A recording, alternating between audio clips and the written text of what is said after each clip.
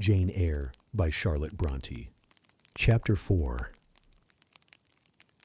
From my discourse with Mr. Lloyd, and from the above-reported conference between Bessie and Abbot, I gathered enough of hope to suffice as a motive for wishing to get well. A change seemed near. I desired and waited it in silence. It tarried, however. Days and weeks passed. I had regained my normal state of health, but no new allusion was made to the subject over which I brooded. Mrs. Reed surveyed me at times with a severe eye, but seldom addressed me. Since my illness, she had drawn a more marked line of separation than ever between me and her own children, appointing me a small closet to sleep in by myself, condemning me to take my meals alone, and pass all my time in the nursery, while my cousins were constantly in the drawing-room. Not a hint, however, did she drop about sending me to school. Still, I felt an instinctive certainty that she would not long endure me under the same roof with her. For her glance, now more than ever, when turned on me, expressed an insuperable and rooted aversion. Eliza and Georgiana, evidently acting according to orders, spoke to me as little as possible. John thrust his tongue in his cheek whenever he saw me, and once attempted chastisement, but as I instantly turned against him, roused by the same sentiment of deep ire and desperate revolt which had stirred my corruption before, he thought it better to desist, and ran from me tittering execrations and vowing I had burst his nose. I had indeed leveled at that prominent feature as hard a blow as my knuckles could inflict. And when I saw that either that or my look daunted him, I had the greatest inclination to follow up my advantage to purpose. But he was already with his mamma. I heard him in a blubbering tone commence the tale of how that nasty Jane Eyre had flown at him like a mad cat. He was stopped rather harshly. "Don't talk to me about her, John. I told you not to go near her. She is not worthy of notice. I do not choose that either you or your sisters should associate with her." Here, leaning over the banister, I cried out suddenly, and without at all deliberating on my words, "They are not fit to associate with me." Mrs. Reed was rather a stout woman, but on hearing this strange and audacious declaration, she ran nimbly up the stair, swept me like a whirlwind into the nursery, and crushing me down on the edge of my crib, dared me in an emphatic voice to rise from that place, or utter one syllable during the remainder of the day. "What would Uncle Reed say to you, if he were alive?" was my scarcely voluntary demand. I say scarcely voluntary, for it seemed as if my tongue pronounced words without my will consenting to their utterance. Something spoke out of me over which I had no control. "What?" said Mrs. Reed under her breath. Her usually cold, composed gray eye became troubled with a look like fear. She took her hand from my arm and gazed at me as if she really did not know whether I were child or fiend. I was now in for it. "My Uncle Reed is in heaven, and can see all you do and think, and so can Papa and Mamma. They know how you shut me up all day long, and how you wish me dead." Mrs. Reed soon rallied her spirits. She shook me most soundly. She boxed both my ears, and then left me without a word. Bessie supplied the hiatus by a homily of an hour's length, in which she proved beyond a doubt that I was the most wicked and abandoned child ever reared under a roof. I half believed her, for I felt indeed only bad feelings surging in my breast. November, December, and half of January passed away. Christmas and the New Year had been celebrated at Gateshead with the usual festive cheer. Presents had been interchanged, dinners and evening parties given.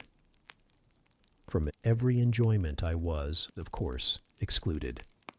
My share of the gaiety consisted in witnessing the daily appareling of Eliza and Georgiana, and seeing them descend to the drawing-room, dressed out in thin muslin frocks and scarlet sashes, with hair elaborately ringleted, and afterwards, in listening to the sound of the piano or the harp played below, to the passing to and fro of the butler and footman, to the jingling of glass and china as refreshments were handed, to the broken hum of conversation as the drawing-room door opened and closed. When tired of this occupation, I would retire from the stairhead to the solitary and silent nursery. There, though somewhat sad, I was not miserable. To speak truth, I had not the least wish to go into company, for in company I was very rarely noticed, and if Bessie had but been kind and companionable, I should have deemed it a treat to spend the evenings quietly with her, instead of passing them under the formidable eye of Mrs. Reed, in a room full of ladies and gentlemen. But Bessie, as soon as she had dressed her young ladies, used to take herself off to the lively regions of the kitchen and housekeeper's room, generally bearing the candle along with her. I then sat with my doll on my knee till the fire got low, glancing round occasionally to make sure that nothing worse than myself haunted the shadowy room. And when the embers sank to a dull red, I undressed hastily, tugging at knots and strings as I best might, and sought shelter from cold and darkness in my crib. To this crib I always took my doll. Human beings must love something, and in the dearth of worthier objects of affection, I contrived to find a pleasure in loving and cherishing a faded, graven image. Zrenia шаблонный как миниатюрный скорсавер. It puzzles me now to remember with what absurd sincerity I doted on this little toy, half fancying it alive and capable of sensation. I could not sleep unless it was folded in my nightgown, and when it lay there safe and warm, I was comparatively happy, leaving it to be happy likewise. Long did the hours seem while I waited the departure of the company, and listened for the sound of Bessie's step on the stairs. Sometimes she would come up in the interval to seek her thimble or her scissors, or perhaps to bring me something by way of supper, a bun or a cheesecake. Then she would sit on the bed while I ate it, and when I had finished, she would tuck the clothes round me, and twice she kissed me, and said, "Good night, Miss Jane." When thus gentle, Bessie seemed to me the best, prettiest, kindest being in the world, and I wished most intensely that she would always be so pleasant and amiable, and never push me about, or scold, or task me unreasonably, as she was too often wont to do. Bessie Lee must, I think, have been a girl of good natural capacity, for she was smart in all she did, and had a remarkable knack of narrative. So at least I judge from the impression made on me by her nursery tales.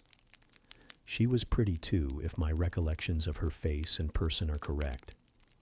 I remember her as a slim young woman, with black hair, dark eyes, very nice features, and good, clear complexion. But she had a capricious and hasty temper, and indifferent ideas of principle or justice. Still, such as she was, I preferred her to anyone else at Gateshead Hall. It was the 15th of January, about 9 o'clock in the morning. Bessie was gone down to breakfast. My cousins had not yet been summoned to their mamma. Eliza was putting on her bonnet and warm garden coat to go and feed her poultry, an occupation of which she was fond, and not less so of selling the eggs to the housekeeper and hoarding up the money she thus obtained. She had a turn for traffic and a marked propensity for saving, shown not only in the vending of eggs and chickens, but also in driving hard bargains with the gardener about flower roots, seeds, and slips of plants, that functionary having orders from Mrs. Reed to buy of his young lady all the products of her parterre she wished to sell. And Eliza would have sold the hair off her head if she could have made a handsome profit thereby. As to her money, she first secreted it in odd corners, wrapped in a rag or an old curl paper. But some of these hoards having been discovered by the housemaid, Eliza, fearful of one day losing her valued treasure, consented to entrust it to her mother at a usurious rate of interest, 50 or 60%, which interest she exacted every quarter, keeping her accounts in a little book with anxious accuracy. Georgiana sat on a high stool, dressing her hair at the glass, and interweaving her curls with artificial flowers and faded feathers, of which she had found a store in a drawer in the attic. I was making my bed, having received strict orders from Bessie to get it arranged before she returned, for Bessie now frequently employed me as a sort of under-nurse airy-maid to tidy the room, dust the chairs, etc. Having spread the quilt and folded my night-dress, I went to the window seat to put in order some picture books and doll's house furniture scattered there. An abrupt command from Georgiana to let her playthings alone, for the tiny chairs and mirrors, the fairy plates and cups were her property, stopped my proceedings, and then, for lack of other occupation, I fell to breathing on the frost flowers with which the window was fretted, and thus clearing a space in the glass through which I might look out on the grounds, where all was still and petrified under the influence of a hard frost.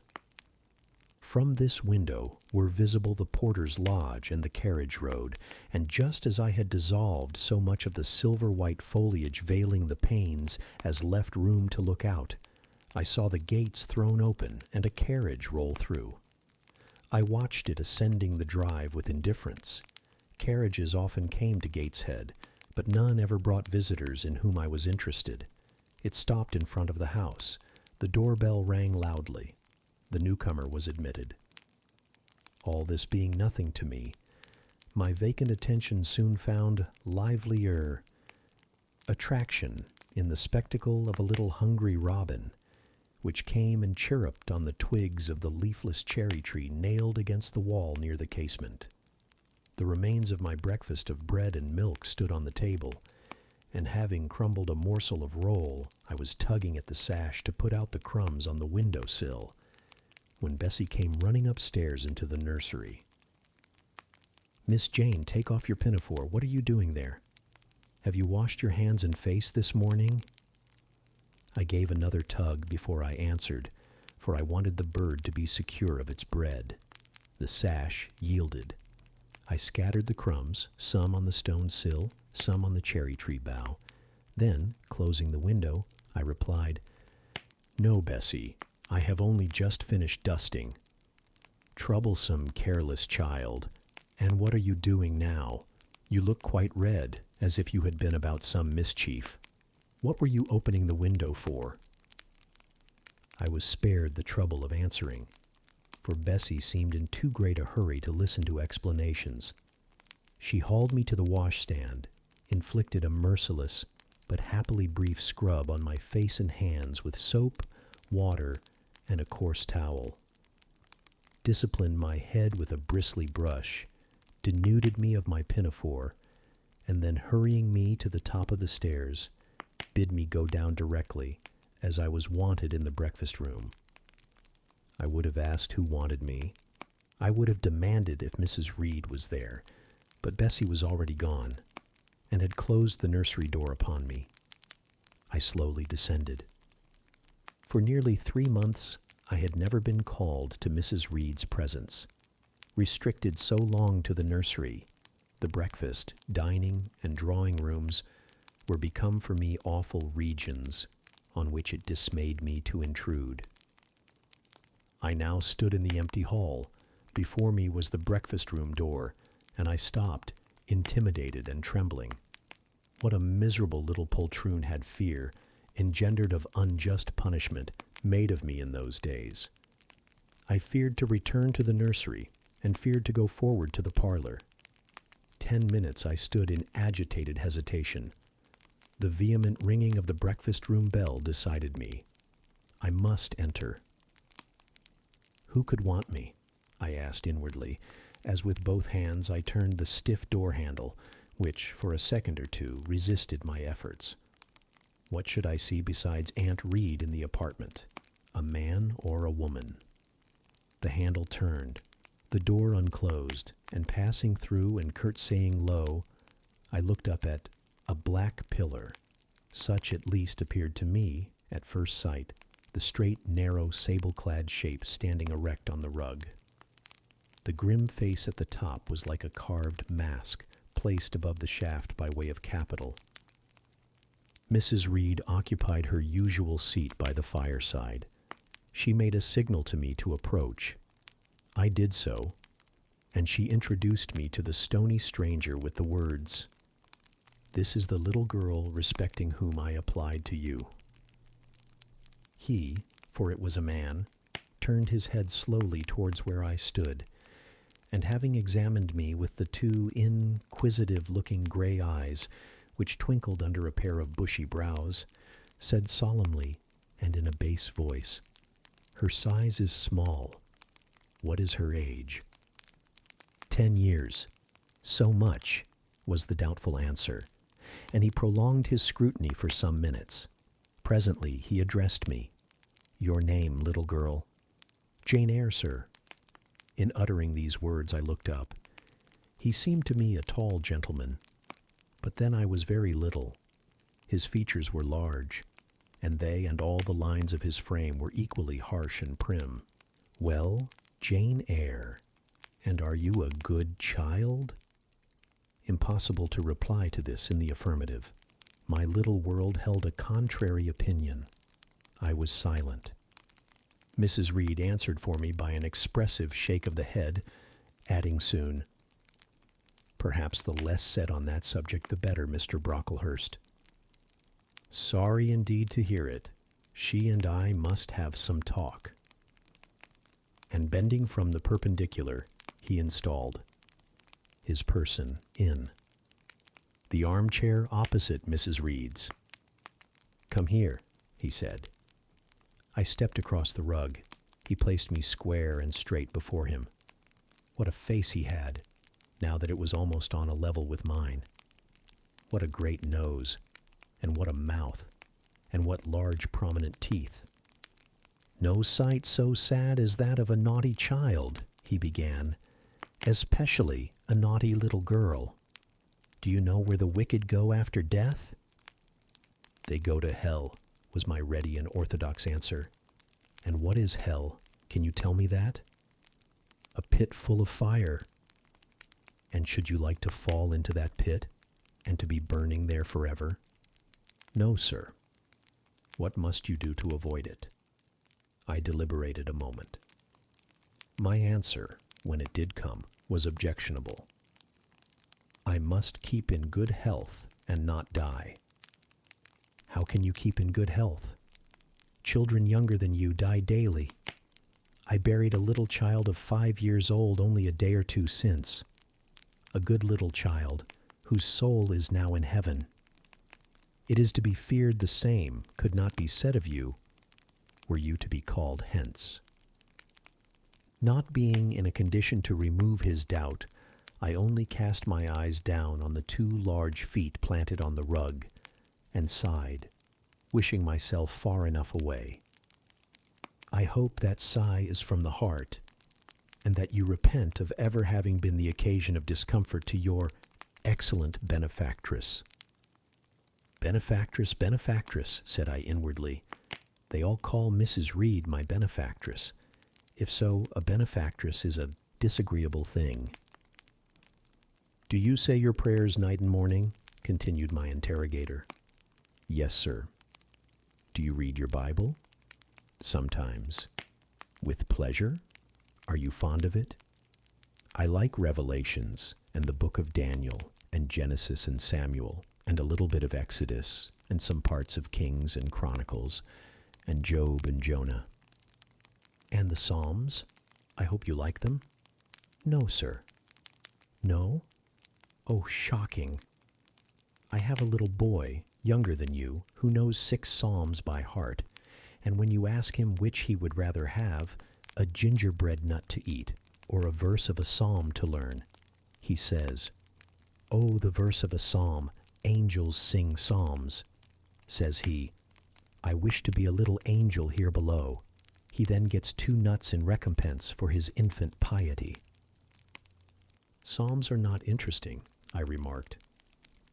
"That proves you have a wicked heart, and you must pray to God to change it, to give you a new and clean one, to take away your heart of stone and give you a heart of flesh."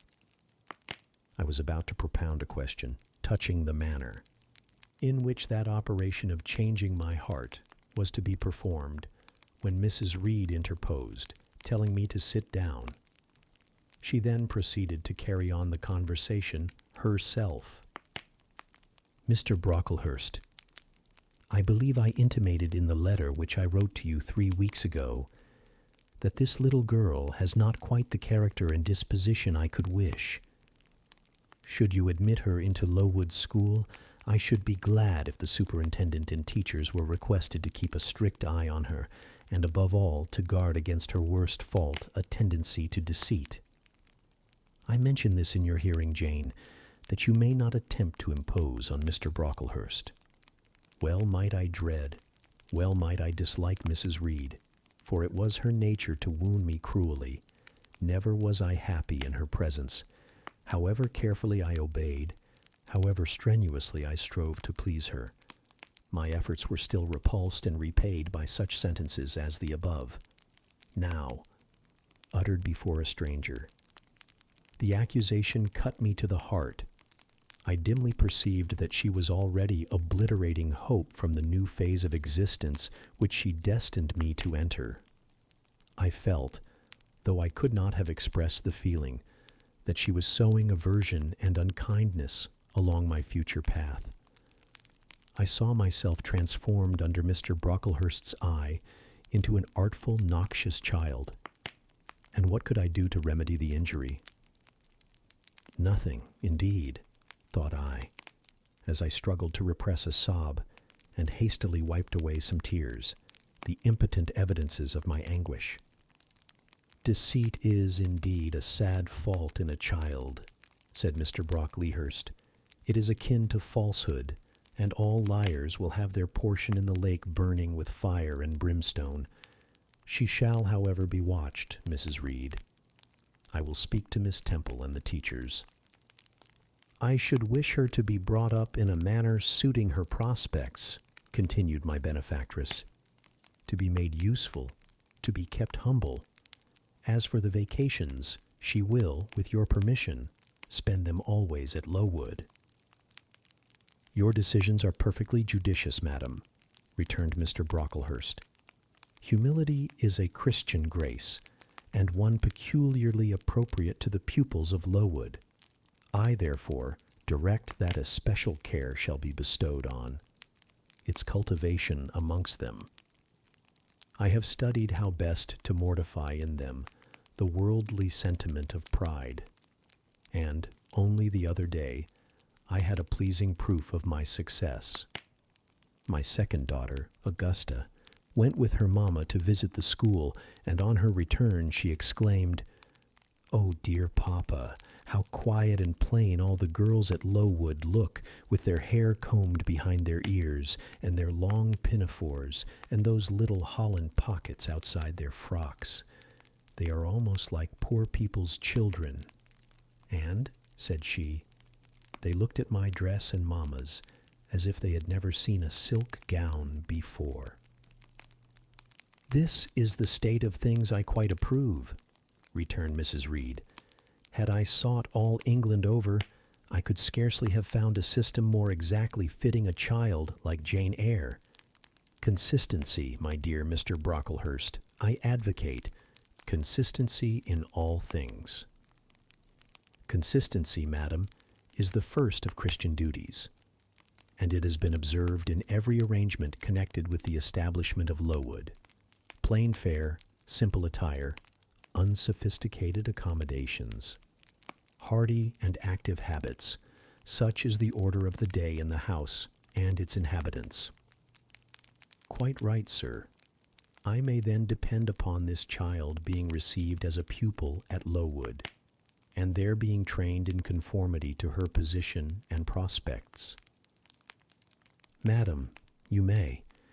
She shall be placed in that nursery of chosen plants, and I trust she will show herself grateful for the inestimable privilege of her election. I will send her then as soon as possible, Mr. Brocklehurst, for I assure you, I feel anxious to be relieved of a responsibility that was becoming too irksome. No doubt, madam. And now I wish you good morning. I shall return to Brocklehurst Hall in the course of a week or two. My good friend the Archdeacon will not permit me to leave him sooner. I shall send Miss Temple notice that she is to expect a new girl, so that there will be no difficulty about receiving her. Goodbye.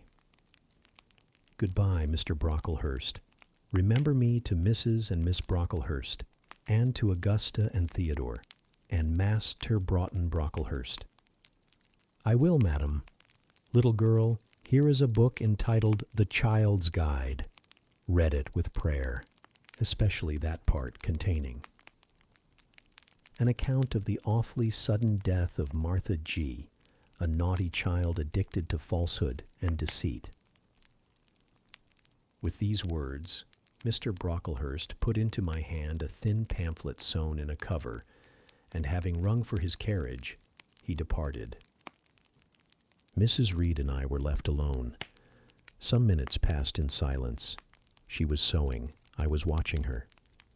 Mrs. Reed might be at that time some 6 or 7 and 30. She was a woman of robust frame, square-shouldered and strong. Limbed, not tall, and though stout, not obese. She had a somewhat large face, the underjaw being much developed and very solid. Her brow was low, her chin large and prominent, mouth and nose sufficiently regular. Under her light eyebrows glimmered an eye devoid of ruth. Her skin was dark and opaque, her hair nearly flaxen. Her constitution was sound as a bell. Illness never came near her. She was an exact, clever manager. Her household and tenantry were thoroughly under her control. Her children only at times defied her authority and laughed it to scorn. She dressed well, and had a presence and port calculated to set off. Handsome attire. Sitting on a low stool, a few yards from her armchair, I examined her figure. I perused her features. In my hand, I held the tract containing the sudden death of the liar, to which narrative my attention had been pointed as to. An appropriate warning. What had just passed? What Mrs. Reed had said concerning me to Mr. Brocklehurst, the whole tenor of their conversation, was recent, raw, and stinging in my mind. I had felt every word as acutely as I had heard it plainly, and a passion of resentment fomented now within me. Mrs. Reed looked up from her work. Her eyes settled on mine. Her fingers at the same time suspended their nimble movements. Go out of the room, return to the nursery, was her mandate. My look or something else must have struck her as offensive, for she spoke with extreme though suppressed irritation. I got up. I went to the door. I came back again. I walked to the window, across the room, then close up to her. Speak I must. I had been trodden on severely, and must turn. But how? What strength had I to dart retaliation at my antagonist? I gathered my energies and launched them in this blunt sentence. I am not deceitful. If I were, I should say I loved you, but I declare I do not love you. I dislike you the worst of anybody in the world except John Reed, and this book about the liar you may give to your girl, Georgiana, for it is she who tells lies, and not I. Mrs. Reed's hands still lay on her work, inactive. Her eye of ice continued to dwell freezingly on mine. What more have you to say? She asked, rather in the tone in which a person might address an opponent of adult age than such as is ordinarily used to a child. That eye of hers, that voice stirred every antipathy I had. shaking from head to foot, thrilled with ungovernable excitement. I continued, "I am glad you are no relation of mine. I will never call you aunt again as long as I live. I will never come to see you when I am grown up. And if anyone asks me how I liked you and how you treated me, I will say the very thought of you makes me sick, and that you treated me with miserable cruelty." "How dare you affirm that, Jane Eyre?" "How dare I, Mrs. Reed? How dare I? Because it is the truth. You think I have no feelings and that I can do without one bit of love or kindness. But I cannot live so. And you have no pity. I shall remember how you thrust me back, roughly and violently thrust me back, into the Red Room, and locked me up there to my dying day. Though I was in agony, though I cried out while suffocating with distress, 'Have mercy, Aunt Reed.' And that punishment you made me suffer because your wicked boy struck me, knocked me down for nothing. I will tell anybody who asks me questions this exact tale. People think you a good woman, but you are bad, hard-hearted. You are deceitful." Ere I had finished this reply, my soul began to expand, to exult, with the strangest sense of freedom, of triumph, I ever felt. It seemed as if an invisible bond had burst, and that I had struggled out into unhoped-for liberty. Not without cause was this sentiment. Mrs. Reed looked frightened. Her work had slipped from her knee. She was lifting up her hands, rocking herself to and fro, and even twisting her face as if she would cry. "Jane, you are under a mistake. What is the matter with you? Why do you tremble so violently? Would you like to drink some water?" "No, Mrs. Reed." "Is there anything else you wish for, Jane? I assure you, I desire to be your friend." "Not you. You told Mr. Brocklehurst I had a bad character, a deceitful disposition, and I'll let everybody at Lowood know what you are and what you have done." "Jane, you don't understand these things. Children must be corrected for their faults." "Deceit is not my fault," I cried out in a savage, high voice. "But you are passionate, Jane, that you must allow. And now return to the nursery. There's a dear, and lie down a little." "I am not your dear. I cannot lie down. Send me to school soon, Mrs. Reed, for I hate to live here." "I will indeed send her to school soon," murmured Mrs. Reed sotto voce, and gathering up her work, she abruptly quitted the apartment. I was left there alone, winner of the field. It was the hardest battle I had fought, and the first victory I had gained. I stood a while on the rug where Mr. Brocklehurst had stood, and I enjoyed my conqueror's solitude. First, I smiled to myself and felt elate, but this fierce pleasure subsided in me as fast as did the accelerated throb of my pulses. A child cannot quarrel with its elders as I had done, cannot give its furious feelings uncontrolled play, as I had given mine, without experiencing afterwards the pang of remorse and the chill of reaction. A ridge of lighted heath, alive, glancing, devouring, would have been a meet emblem of my mind when I accused and menaced Mrs. Reed.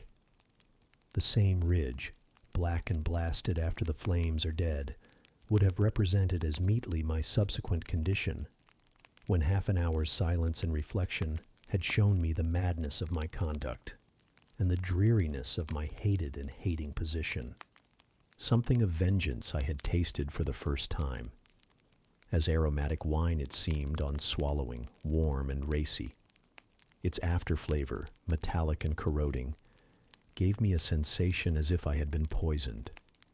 Willingly would I now have gone and asked Mrs. Reed's pardon, but I knew, partly from experience and partly from instinct, that was the way to make her repulse me with double scorn, thereby re-exciting every turbulent impulse of my nature.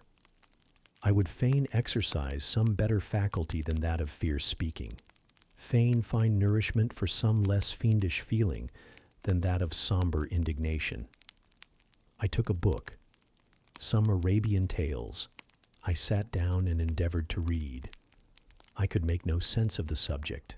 My own thoughts swam always between me and the page I had usually found fascinating. I opened the glass door in the breakfast room.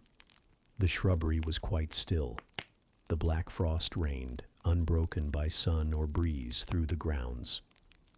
I covered my head and arms with the skirt of my frock, and went out to walk in a part of the plantation which was quite sequestrated.